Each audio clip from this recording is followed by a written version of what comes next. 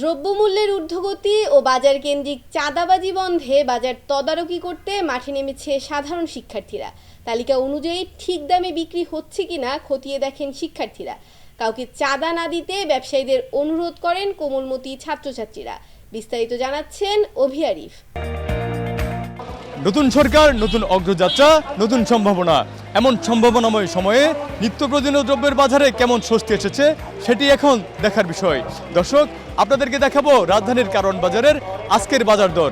দ্রব্যমূল্যের ঊর্ধ্বগতি ও বাজার কেন্দ্রিক চাঁদাবাজি বন্ধে বাজার তদারকি করতে মাঠে নেমেছে সাধারণ শিক্ষার্থীরা। তালিকা অনুযায়ী ঠিক দামে বিক্রি হচ্ছে কিনা খতিয়ে দেখছেন শিক্ষার্থীরা। কাউকে চাঁদা না দিতে ব্যবসায়ীদের অনুরোধ করছেন কোমলমতি ছাত্রছাত্রীরা। দ্রব্যমূল্য বাড়িয়ে সাধারণ মানুষকে ভোগান্তিতে না ফেলতে ব্যবসায়ীদের অনুরোধ করেন শিক্ষার্থীরা। আমরা এই কয়দিন ধরে যেভাবে দাম দেখে আসতেছিলাম গত এক সপ্তাহ ধরে, তার থেকে এখন দ্রব্যমূল্যের দাম কিছুটা নিম্নমুখী। সব দোকানে, ম্যাক্সিমাম দোকানে কালার লাইট ইউজ করতেছে।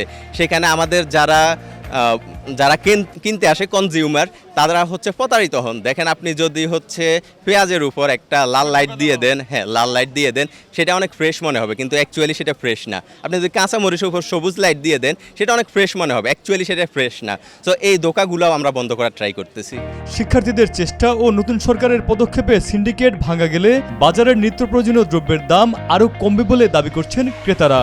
বাজারের দ্রব্যের দামে সমন্বয়ে সরকার তথা ভোক্তা অধিকারের কঠোর মনিটরিং এবং অনিয়মকারীদের বিরুদ্ধে যথাযথ ব্যবস্থা গ্রহণ করতে পারলে বাজার নিয়ন্ত্রণে পরিবর্তন নিয়ে আসা সম্ভব বলে মনে করছেন শিক্ষার্থীরা।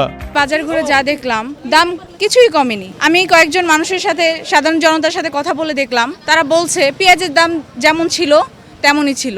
যা করলার দাম আমি আজ থেকে এক সপ্তাহ আগে যা দেখেছি তাই আছে, কমানোর কোনো কিছু দেখছি না।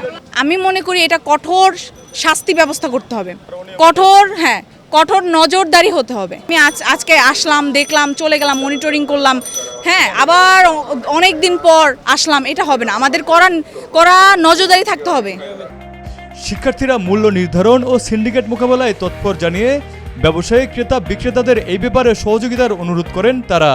বাজার নিয়ন্ত্রণে শিক্ষার্থীরা, স্বস্তিতে সাধারণ মানুষ। বাজারের মূল্য নিয়ন্ত্রণ ও মনিটরিংয়ে সরকারের কার্যকর পদক্ষেপ চায় জনগণ। অভি আরিফ, ভোরের পাতা, কারওয়ান বাজার, ঢাকা।